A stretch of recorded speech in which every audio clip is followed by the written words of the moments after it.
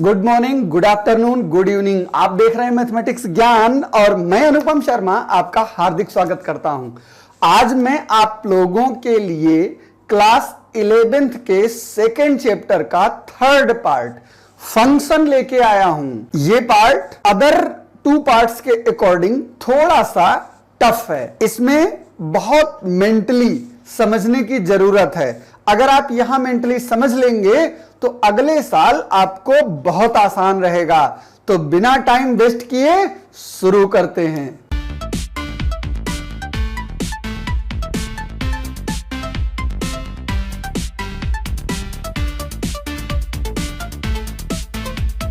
Function, सबसे पहले इसका हम इंट्यूटिव आइडिया जानने की कोशिश करते हैं कि इसका जनरेशन हुआ कैसे। सपोज करिए आपके पास कोई एक मशीन है और ये मशीन ऐसे ढंग से है कि इसका मैकेनिज्म इस तरीके से फिट है कि ये जब भी किसी को प्रोसेस करती है तो उसको स्क्वायर कर देती है। इसके एक डायरेक्शन से एक इनपुट यूनिट लगी हुई है जहां से मैं इसमें कोई चीज इनपुट करता हूं।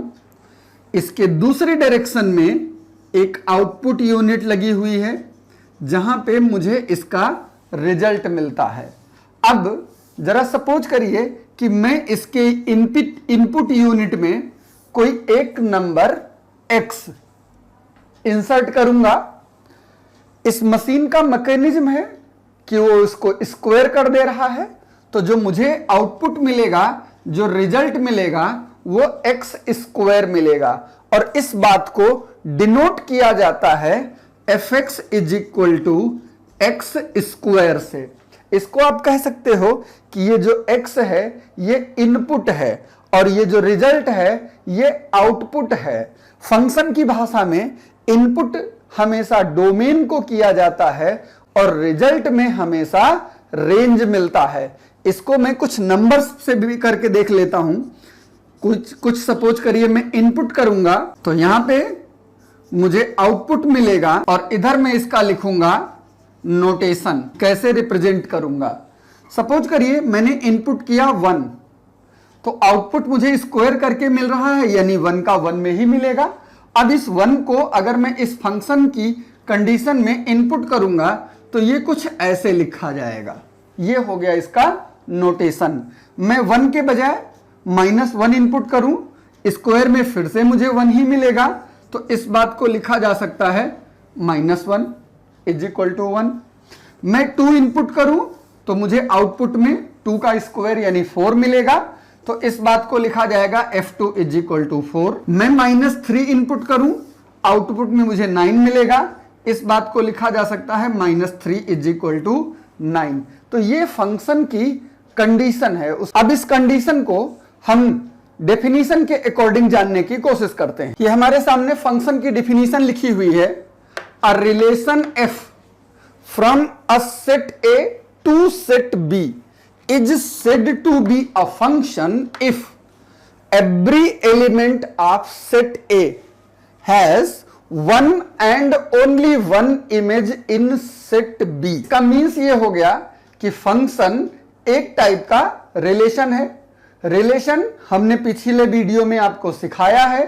अगर आपको पता है अच्छी बात है, नहीं पता है आप ये ऊपर आई वाला आइकन प्रेस करके रिलेशन की वीडियो देख सकते हैं। तो यहां पे ये बोल रहा है कि फंक्शन एक टाइप का रिलेशन है, लेकिन उस रिलेशन की खासियत क्या है कि सेट ए का ईच एलिमेंट यानी एक भी एलिमेंट छूटना नहीं चाहिए, has one and only one image in set B.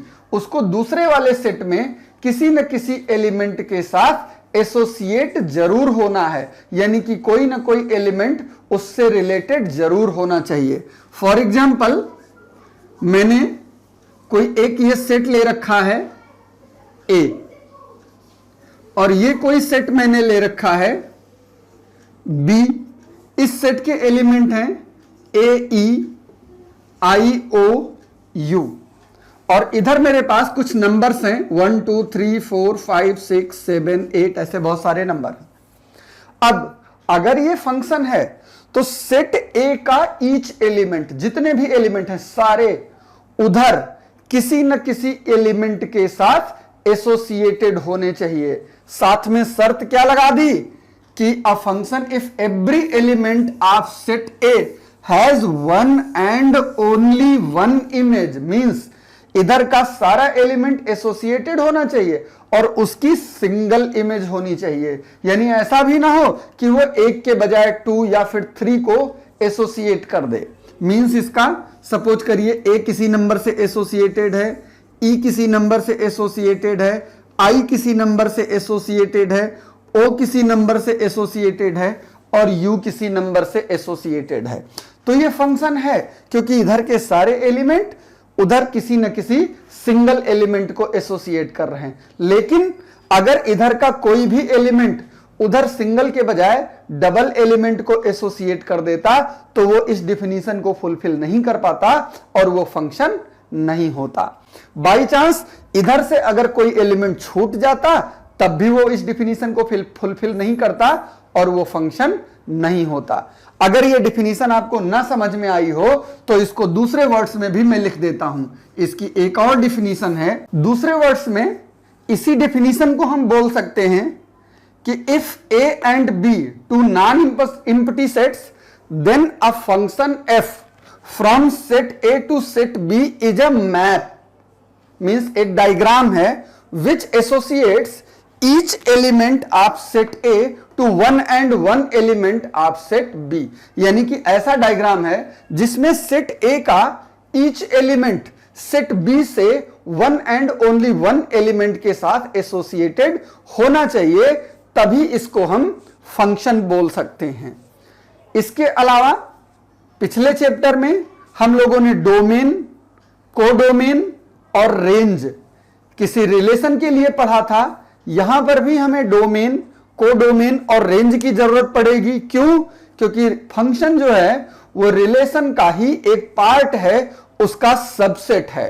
तो यहां पर अब हम डोमेन, कोडोमेन और रेंज को अकॉर्डिंग टू फंक्शन जानने की कोशिश करते हैं। यहां पर हमें फंक्शन के लिए डोमेन, कोडोमेन और रेंज पता करना है, यानी मुझे कोई फंक्शन पता होना चाहिए।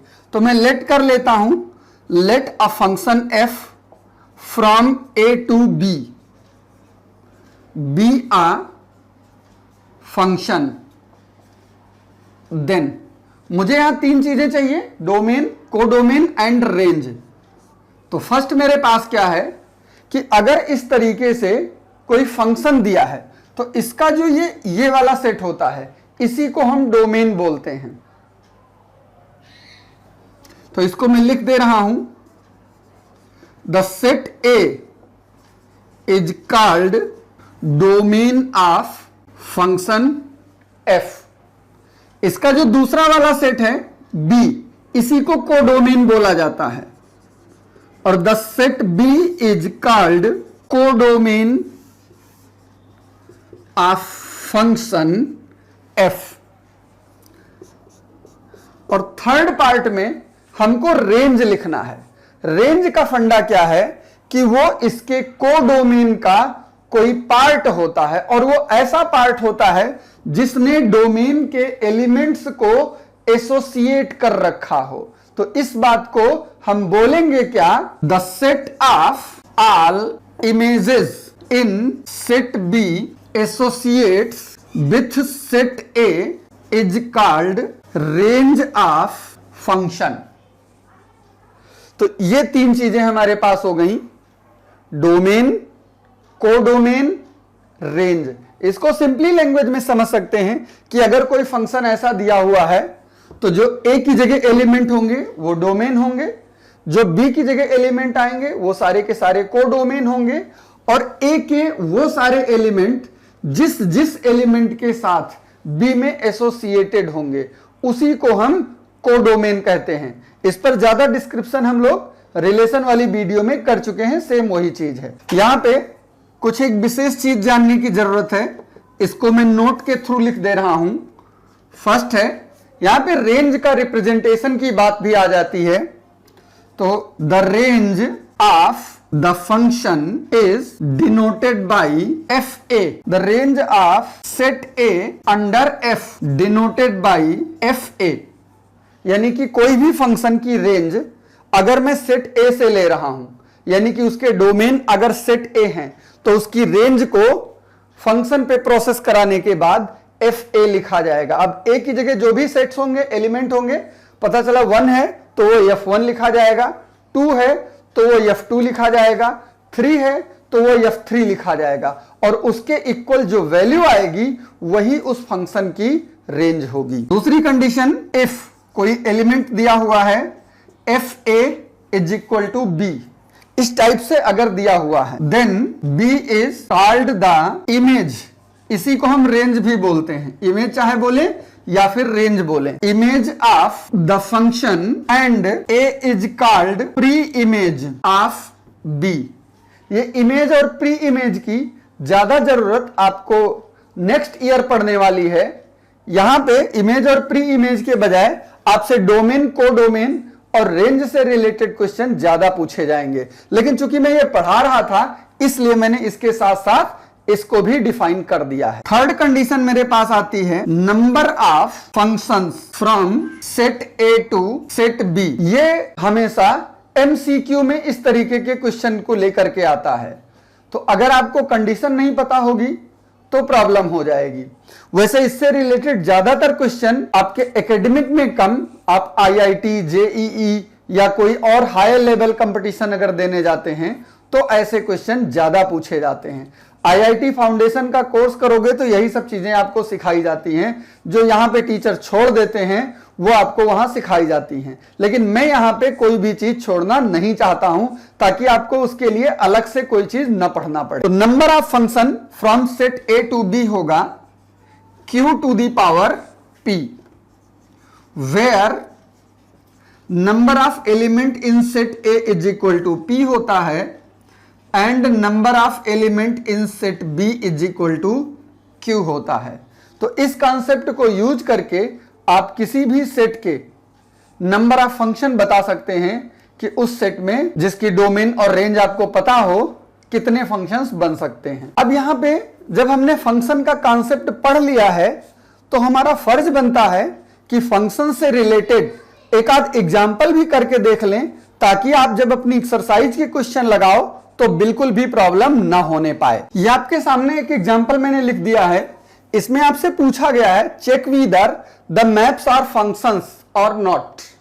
ये कुछ मैपिंग बने हुए हैं आपके सामने, कुछ एरो डायग्राम बने हैं, इनको देख करके आपको बताना है कि ये फंक्शन है या नहीं है। तो अगर आपने फंक्शन की डिफिनीशन को अच्छी तरीके से समझ लिया है तो आप तुरंत बता दोगे। मैंने आपकी डिफिनीशन में क्या दिखाया कि सेट ए के सारे एलिमेंट किसी न किसी यूनिक इमेज के साथ सेट बी से एसोसिएटेड होने चाहिए। मतलब each element of set A had one and only one image in set B. अब चेक करते हैं हम यहां पे, ये F1 फंक्शन है, अब चेक करिए इसकी सेट ए से ए सिर्फ एक ही एलिमेंट से बी में एसोसिएटेड है। सेट बी का भी एलिमेंट 3 इस सेकंड सेट में सिर्फ एक ही एलिमेंट को एसोसिएट कर रहा है। सेट सी का ए से सी ये भी एक ही एलिमेंट को एसोसिएटेड है। सेट डी ये भी एक ही एलिमेंट को एसोसिएटेड है, और सेट ई ये भी एक ही एलिमेंट को एसोसिएटेड है। तो यहां पे मैं लिख दूंगा because each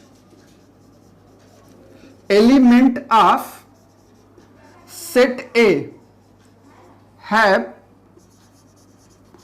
one and only one image in set B, hence F1 is a function। और जहां पे ये कंडीशन फुलफिल नहीं हो पाएगी वहां पर वो फंक्शन नहीं होगा। सेकंड में चल के देखते हैं, इस कंडीशन को देखिए, इसका फर्स्ट एलिमेंट सिंगल एलिमेंट को डिनोट कर रहा है, यानी कि कोई ना कोई इमेज है।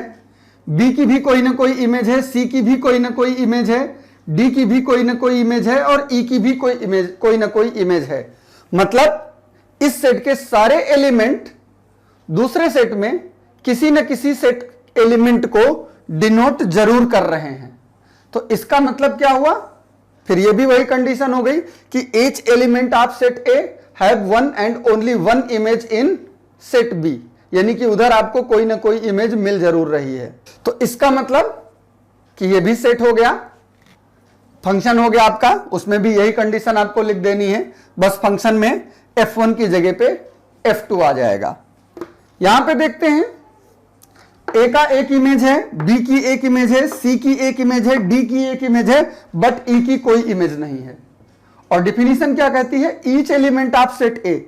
तो अगर e की इमेज नहीं है मतलब ये एक एलिमेंट छूट गया, यानी ये फंक्शन की डिफिनीशन को फुलफिल नहीं कर रहा है, तो इसका मतलब कि ये फंक्शन है ही नहीं। इस बात को हम लिखेंगे कैसे, each element of set A have not associated have not one and only one image in set B, hence f3 is not a function. यहां पे देखिए सेट ए की इमेज है, सेट बी की इमेज है, सेट सी की इमेज है, लेकिन सेट एलिमेंट डी को देखिए, डी 2 से भी एसोसिएटेड है और 3 से भी एसोसिएटेड है, यानी ये डी एलिमेंट जो है वो सेट बी में 2 एलिमेंट को एसोसिएट कर रहा है। और डिफिनीशन बोलती है कि one and one only one image in set B, कि सारे एलिमेंट सेट बी से एक ही को एसोसिएट करने चाहिए, बट यहां पर ये डी एलिमेंट जो है वो सेट बी के 2 एलिमेंट को एसोसिएट कर रहा है, मतलब ये भी फंक्शन नहीं है। तो इस तरीके से आप किसी भी मैपिंग को देख करके बता सकते हैं कि वो फंक्शन है या नहीं है। ये एक एग्जांपल और देख लेते हैं। आपके सामने क्वेश्चन दिया हुआ है, इज द रिलेशन आर, एक रिलेशन दिया है, अ फंक्शन। आपको बताना है कि जो ये रिलेशन दिया है ये फंक्शन है या नहीं।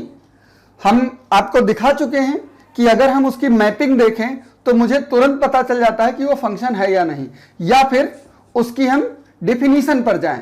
तो डिफिनीशन क्या बोलती है, each element of set A, set ए का मींस उसके डोमेन के सारे एलिमेंट उसके रेंज में one and only one element से एसोसिएटेड होने चाहिए। चेक करिए इसके डोमेन में, इसके डोमेन में 2 है, 1/2 है, 2 है, बस यहीं से पकड़ में आ गया। ये एलिमेंट 2 रेंज आपको दे रहा है 3 और ये एलिमेंट 2 रेंज दे रहा है 7, यानी एक ही एलिमेंट 2 रेंज दे रहा है, जो कि पॉसिबल नहीं है, मतलब ये फंक्शन नहीं है। तो एक तो तरीका ये है, और दूसरा तरीका है इसकी मैपिंग को दिखा करके। आप इसके डोमेन की मैपिंग, डोमेन और रेंज की मैपिंग बना दो, इसके सारे एलिमेंट आप लिख दीजिए, ये डोमेन है और ये रेंज है और ये रिलेशन आर है। डोमेन में आपके पास है 2, 1/2 और -4। रेंज में आपके पास है 3, 0, 7, 6। 2 3 से एसोसिएटेड है, 1/2 0 से एसोसिएटेड है, फिर से 2 7 से एसोसिएटेड है और -4 6 से एसोसिएटेड है। अभी मैंने मैपिंग में आपको दिखाया था कि each element of set A have one and one only one image in set B, but यहां पे element 2 have 2 image, more than 1 image लिख दीजिए या लिख दीजिए 2 image in set B, that's why it is not a function. मैं लिखूंगा क्या, because the element of 2 from its domain have more than 1 images in its range, therefore it is not a function। तो इस तरीके के question आपको exercise में मिलेंगे। आप अपनी एक्सरसाइज के क्वेश्चंस को इसी तरीके से चाहे मैपिंग के थ्रू करिए या डायरेक्ट उसके एलिमेंट को देख करके करिए, इजी होते हैं, आप आसानी से कर लोगे। आपकी एक्सरसाइज का फर्स्ट क्वेश्चन भी इसी से रिलेटेड मिलेगा। अगला पार्ट है हमारे पास रियल फंक्शन। कई बार आपको फंक्शन चैप्टर में फंक्शन आपको दिखेंगे और वहां पे ये वर्ड लिखा मिल जाएगा कि ये फंक्शन रियल है। तो फंक्शन की 2 वैरायटी होती हैं, उनके बारे में हम जान लेते हैं कि कौन कौन से होते हैं। सबसे पहली वैरायटी है real valued function.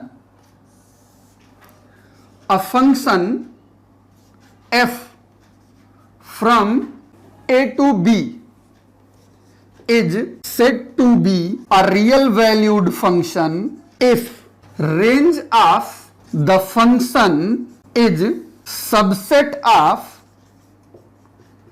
real number। यानी कि कोई भी अगर ऐसा फंक्शन है जिसकी रेंज यानी कि ये सेट बी या तो रियल नंबर दिया हो या फिर रियल नंबर का कोई सबसेट दिया हुआ हो, तो मैं उस फंक्शन को रियल वैल्यूड फंक्शन बोलूंगा। और दूसरी कंडीशन है रियल फंक्शन, सिर्फ रियल फंक्शन, और यह तब होगा if both domain and range of the function is subset of real number, then it is called real function। जितने भी ऑपरेशन होते हैं वो सारे के सारे इसी रियल फंक्शन पर ही लगाए जाते हैं। ऑपरेशन का मतलब कि जब भी कोई वैल्यू निकालनी होगी तो फंक्शन हमेशा या तो रियल वैल्यूड फंक्शन होगा या फिर रियल फंक्शन होगा। इससे रिलेटेड भी एक एग्जांपल देख लेते हैं। ये आपके सामने एक क्वेश्चन लिखा हुआ है, if a function from A to B defined as fx is equal to 3x minus 2 a real valued function, यानी कि इसका जो b है यानी रेंज है, या फिर कह लीजिए कि जो आंसर है वो आपका रियल नंबर होने वाला है, तो आपको f1, f0 और f1/3 की वैल्यू बतानी है। बहुत इजी सा क्वेश्चन है। fx की वैल्यू आपको पता है 3x माइनस 2। f1 बताने का मीन्स हो गया मुझे x की जगह पे 1 पुट कर देना है, तो ये हो गया 3 इंटू 1 माइनस 2, ये हो गया 3 माइनस 2 इज इक्वल टू 1, और यही आंसर हो गया। इसी तरीके से एक बार 0 पुट करके और एक बार 1/3 पुट करके आप निकाल लेंगे। इसके बाद आता है रियल फंक्शन के ग्राफ, इसकी वैरायटी की कौन कौन से टाइप होते हैं फंक्शन के, रियल फंक्शन, और उनका ग्राफ कैसे बनता है। यह एक बहुत बड़ा कॉन्सेप्ट है और इससे रिलेटेड क्वेश्चन आपके बुक में दिए भी नहीं है, इसलिए मैं ये सोच रहा हूं कि फंक्शन के ग्राफ मैं इसी वीडियो में बनाने के बजाय उसका मैं अलग से वीडियो बना दूंगा, और उसको भी आप वो वीडियो भी आपको प्लेलिस्ट में मिल जाएगा, जिसको देख करके आप रियल फंक्शंस के ग्राफ के बारे में समझ सकते हैं। रियल फंक्शन का ग्राफ उन बच्चों के लिए ज्यादा जरूरी है जो किसी कंपटीशन को जाएंगे, क्योंकि वहां पे डोमेन और रेंज से रिलेटेड क्वेश्चन बहुत ज्यादा पूछे जाते हैं, और डोमेन और रेंज निकालना किसी भी बच्चे, इवन टीचर्स की भी बस की बात नहीं होती। बहुत सारे टीचर भी फंस जाते हैं डोमेन और रेंज निकालने में, लेकिन मैं आपको सिखाऊंगा कि कैसे डोमेन और रेंज निकाला जाता है। तो फिलहाल मैं इस पार्ट को स्किप करके, यानी उसके ग्राफ को यहां पर ना बता करके अगले वीडियो के लिए ट्रांसफर करके मैं इसका बचा हुआ part algebra on real function यहां पे बता देता हूं। अब हम लोग बात करने वाले हैं algebra of real function. Algebra means कि रियल फंक्शन में एडिशन कैसे होता है, सब्ट्रैक्शन कैसे होता है, डिवीजन कैसे होता है और मल्टीप्लिकेशन कैसे होता है, उसके क्या रूल हैं। इससे रिलेटेड क्वेश्चन भी आपके चैप्टर में पूछे जाते हैं, आपकी एक्सरसाइज में भी दिए हुए हैं, तो इस पर बात कर लेते हैं। तो फर्स्ट पार्ट है इसका, addition of two real functions. Let a function f from x to real number and a function g from x to real number be real function, then we define a function f plus g from x to r by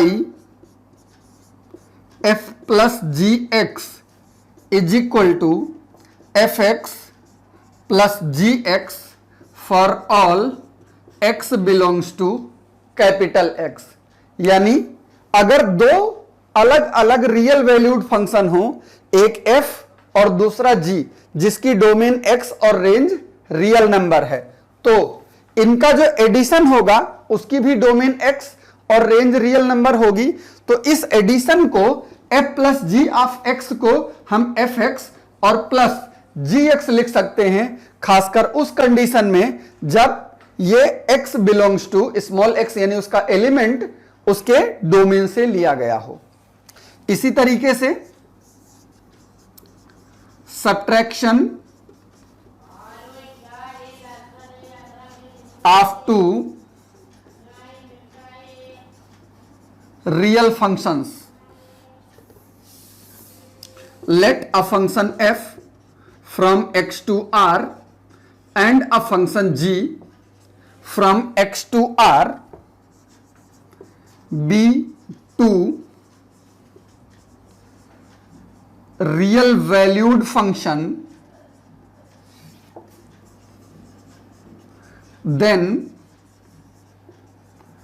we define f minus g from x to r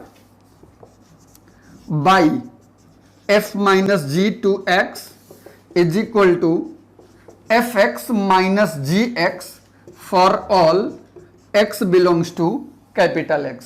यानी अगर two functions का subtraction करना हो तो हम उसको, यानी f minus G of x लिखा हो तो मैं उसकी जगह पे fx माइनस gx लिख सकता हूं।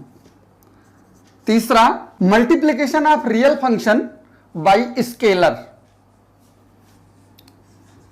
Late a function f from x to r and a real number alpha, then we define alpha f from x to r by alpha f x is equal to alpha into fx for all x belongs to capital X। यानी अगर कोई number function के साथ multiply हो तो वो function की value में भी मल्टीप्लाइड हो जाएगा, यानी कि वो नंबर परमानेंटली बाहर होके सिर्फ और सिर्फ मल्टीप्लाई होगा। फिर फोर्थ है multiplication of two real function. पूरी डिफिनीशन लिखने के बजाय मैं शॉर्ट में लिख दे रहा हूं। अगर कोई function f from x to r है, दूसरा function from g x to r है, देन इसका जो मल्टीप्लिकेशन होगा fg, ये भी x टू r होगा। और इसको डिफाइन कैसे किया जाएगा? fg to x is equal to fx into gx, और ये सिर्फ तब डिफाइन होगा जब इसका x जो है उसके डोमेन से लिया गया हो, यानी कि वो कैपिटल X को बिलोंग करता। फंक्शन की इसी कंडीशन को पॉइंट वाइज मल्टीप्लिकेशन भी बोला जाता है। मैं यहां पे लिख देता हूं, this condition is known as point wise multiplication. बहुत ही रेयर चीज है, आप किसी से भी पूछ बैठिए what is point wise multiplication, कोई बता नहीं सकता है। जिससे मर्जी हो पूछ कर देख लीजिएगा।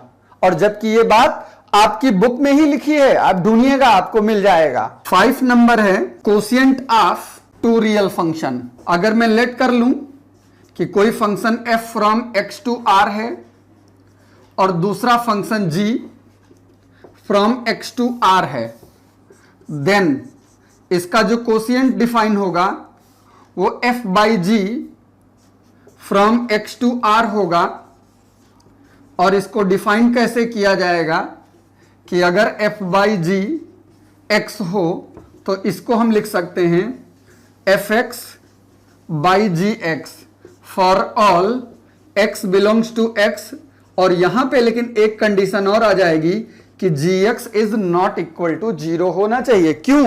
क्योंकि अगर किसी रियल फंक्शन का कोशिएंट 0 हो गया तो 0 से डिवाइड करने पे आंसर आता है नॉट डिफाइंड, यानी कि फिर वो रियल नहीं रह जाएगा। और फंक्शन रियल है तो ये रियल तभी होगा जब gx की वैल्यू कभी भी 0 ना आने पाए। इस रियल फंक्शन पर डिपेंडेंट एक एग्जांपल है F X is equal to x square, G X is equal to 2x + 1, be two real function, find f + gx, f - gx, f gx and f by gx। इस तरीके के question अक्सर exam में पूछे जाते हैं, बहुत आसान होते हैं।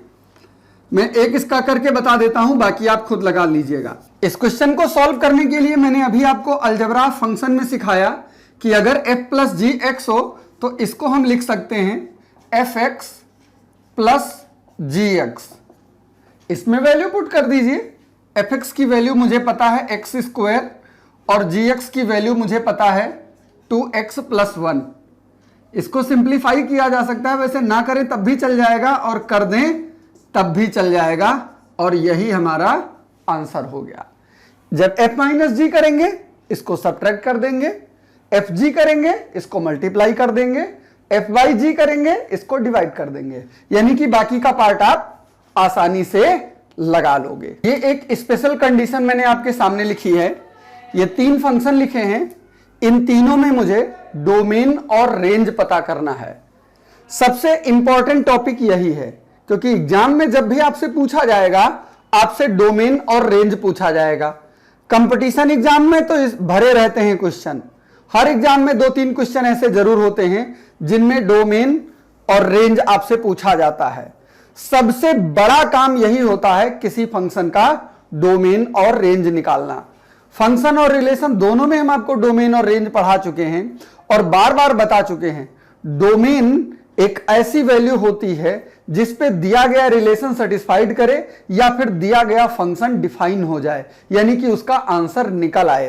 रेंज हमारा आंसर होता है कि जब हम वो वैल्यू डोमेन यानी पुट करें तो हमें आंसर क्या और कैसे निकलेगा।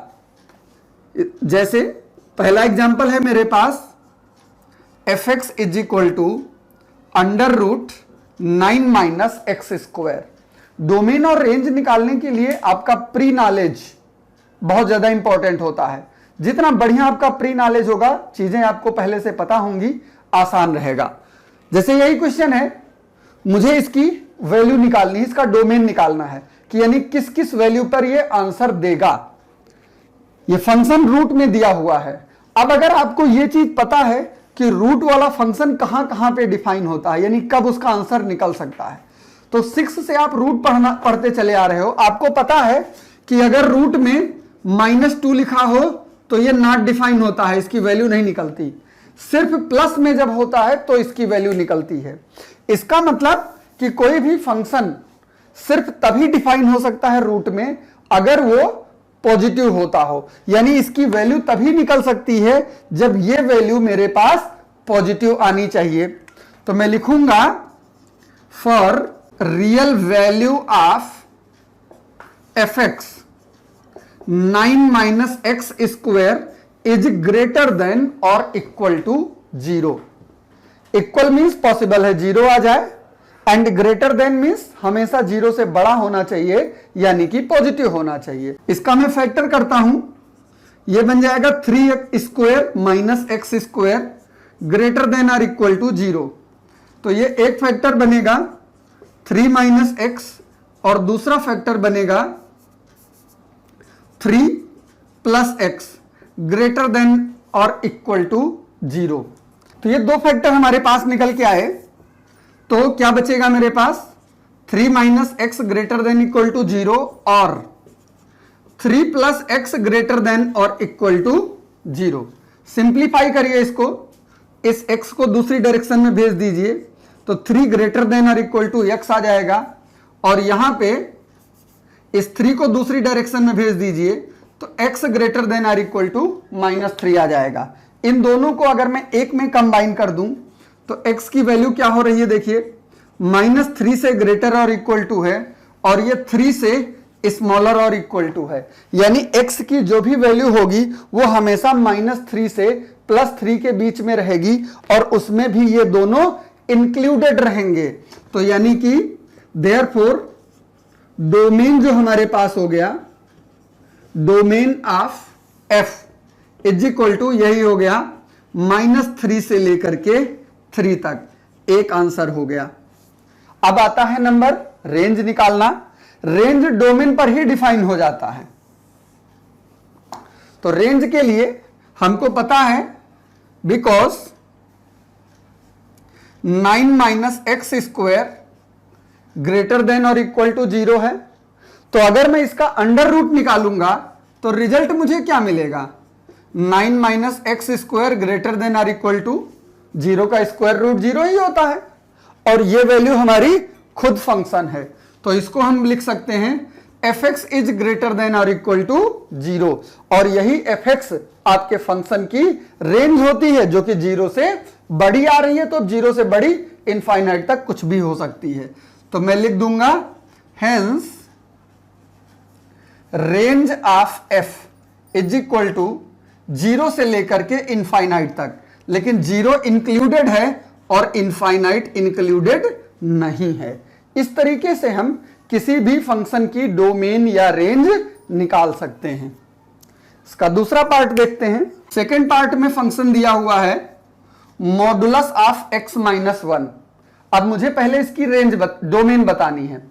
तो जरा देखिए, कोई फ्रैक्शन नहीं है, कोई रिस्ट्रिक्शन नहीं लगा है, मतलब x की जगह कुछ भी वैल्यू रख दो, कोई ना कोई आंसर आएगा। तो कुछ भी, चाहे पॉजिटिव रखो, चाहे नेगेटिव रखो, चाहे 0 रखो, हर जगह इसका आंसर है। तो ऐसे जो फंक्शन होते हैं उनकी डोमेन जो है वो रियल नंबर होती है। तो मैं लिख दूंगा it is clear domain of f is equal to real number because modulus of x minus 1 is defined for all real values. तो इसलिए इसका डोमेन रियल नंबर हो गया। अब बात करते हैं रेंज की। तो जरा सोच के देखिए कि फंक्शन का मॉडुलस का आंसर क्या आता है। मॉडुलस में आप कुछ भी करिए, जो भी आंसर होगा वो हमेशा प्लस में आएगा, चाहे ये निगेटिव हो तब भी प्लस आएगा, पॉजिटिव हो तब भी प्लस आएगा। तो वी नो दैट, हमको पहले से पता है कि मॉडुलस का जो भी वैल्यू होती है वो ग्रेटर देन और इक्वल टू 0 होती है। ये हमारे पास फंक्शन है एफ एक्स, तो ये हो गया एफ एक्स ग्रेटर देन और इक्वल टू 0। तो इसका मतलब इसकी जो रेंज हो गई वो 0 से ग्रेटर, 0 इंक्लूडेड है, तो 0 की तरफ स्क्वायर ब्रैकेट लग जाएगा, और इनफाइनाइट कोई नंबर नहीं होता इसलिए इसकी तरफ से स्मॉल ब्रैकेट लगाते हैं। ये होता है सेमी ओपन इंटरवल। तो इस तरीके से हम इसकी डोमेन और रेंज निकाल सकते हैं। थर्ड फंक्शन भी देख लेते हैं। थर्ड फंक्शन है F X is equal to 2x plus 1 by X minus 1। इसकी मुझे डोमेन और रेंज निकालनी है। ये एक पॉलिनोमियल है, ऊपर भी पॉलिनोमियल है और नीचे भी पॉलिनोमियल है, यानी कि ये एक तरीके से कोशिएंट फॉर्म में दिया हुआ है। और कोशिएंट में मैंने अभी आपको लिखाया था कि रियल वैल्यूड फंक्शन होता है, यानी कि ये रियल भी देगा बट नीचे वाला पार्ट 0 नहीं होना चाहिए। तो मैं लिखूंगा for real value of F x denominator x minus 1 0 नहीं होना चाहिए, यानी कि x की वैल्यू 0 नहीं होना चाहिए। बाकी कोई भी वैल्यू हो ये फंक्शन हमेशा डिफाइन होगा। तो फिर डोमेन जो हमारे पास हो गई, जो फंक्शन हमेशा डिफाइन होते हैं उनको रियल नंबर बोलते हैं, बट उसमें 1 नहीं होना चाहिए, तो मैं इसमें से 1 का रिस्ट्रिक्शन लगा दूंगा, यानी कि 1 को कम कर दूंगा। तो इस फंक्शन की डोमेन हो गई r माइनस 1। रेंज के लिए हम लेट कर लेंगे इस फंक्शन को, let y is equal to F X. Value put करिए, एफ एक्स की वैल्यू है 2x plus 1 by X minus 1। Cross multiply करिए तो ये हो जाएगा X Y minus Y is equal to 2x plus 1। x को x की डायरेक्शन में भेज दीजिए तो ये बन जाएगा 1 प्लस वाई। इसमें से x कॉमन ले लीजिए तो ये बचेगा y minus 2 is equal to Y plus 1, या फिर x is equal to Y plus 1 upon Y minus 2। Range का मतलब मुझे y की वैल्यू बतानी है, तो y की वैल्यू तभी निकलेगी जब ये इतना रियल हो, और इसको रियल होने के लिए ये भी कोशिएंट पॉलिनोमियल हो गया। और कोशिएंट पॉलिनोमियल का सिर्फ इतना फर्क आता है कि उसका डिनोमिनेटर 0 नहीं होना चाहिए। तो for real value of x y minus 2 does not equal to 0, यानी कि y is not equal to 2। इसका मीन्स हो गया कि रेंज हमारे पास रियल में 2 का रिस्ट्रिक्शन लग गया। तो इस तरीके से किसी भी फंक्शन की हम डोमेन और रेंज निकाल सकते हैं। इसी के साथ आपकी फंक्शन की एक्सरसाइज खत्म हो गई। इसका जो बचा हुआ पार्ट है रियल वैल्यूड फंक्शन के ग्राफ, उनके लिए मैं अगली वीडियो बहुत जल्दी आपके सामने लेकर आऊंगा। इसी के साथ आज की वीडियो में यहीं समाप्त करता हूं। बहुत जल्दी किसी नए वीडियो और नए टॉपिक के साथ फिर मुलाकात होगी। तब तक के लिए नमस्कार, बाय बाय।